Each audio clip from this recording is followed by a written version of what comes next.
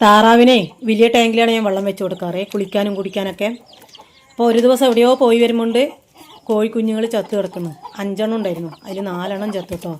ഈ താറാവ് കുട്ടീൻ്റെ അതേ പ്രായമാണ്. അതിൻ്റെ തള്ളക്ക് വെച്ച് കൊടുത്താണ്. 5 മുട്ടയും വെച്ച് കൊടുത്തു, കോഴിമുട്ടയും വെച്ച് കൊടുത്തു, 5 താറാവ് മുട്ടയും വെച്ച് കൊടുത്തു. അതിൽ 10 വിരിഞ്ഞു കേട്ടോ. അപ്പം കോഴിക്കുഞ്ഞിനെ എങ്ങനെയാണെന്ന് അറിയാം, ചെറിയ ചെറിയ സ്റ്റെപ്പ് കണ്ടാലും വേഗം കയറിപ്പോവും.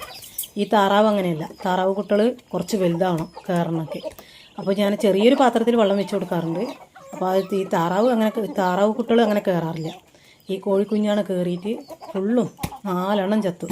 അപ്പോൾ ഫ്രിഡ്ജിൻ്റെ അടപ്പ് വെറുതെ കിടക്കുന്നുണ്ടായിരുന്നു, ഞാൻ അതിൽ വെള്ളം വെച്ച് കൊടുത്തു കേട്ടോ. അപ്പോൾ ഇതിന് കുറേ കാര്യങ്ങളുണ്ട്. എന്ന് പറഞ്ഞാൽ കോഴികൾക്കും വെള്ളം കുടിക്കുക, വലിയ താറാവിനും കുടിക്കുക, പിന്നെ താറാവ് കുട്ടികളില്ലേ അതിന് കളിക്കാനുമായി കുടിക്കാനുമായി. കുറേ നേരം രാവിലെ വെള്ളം ഒഴിച്ച് കൊടുത്താൽ വൈകുന്നേരം വരെ ഉണ്ടാവും കേട്ടോ. അപ്പോൾ ഇതേപോലെ ഫ്രിഡ്ജിൻ്റെ അടപ്പൊക്കെ കിടക്കുന്നുണ്ടെങ്കിൽ ഇതുപോലെ ഒഴിച്ച് കൊടുക്കുക കേട്ടോ.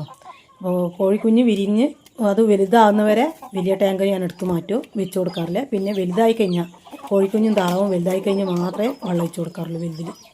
അപ്പോൾ ഇതേപോലെ ചെറിയ ചെറിയ പാത്രത്തിലും ഇതിൻ്റെ ഫ്രിഡ്ജിൻ്റെ ഡോറിലൊക്കെ വെള്ളം ഒഴിച്ച് കൊടുക്കാം കേട്ടോ. കോഴിക്കുഞ്ഞുങ്ങൾ വലുതാകുന്നവരെ കേട്ടോ. ഓക്കേ.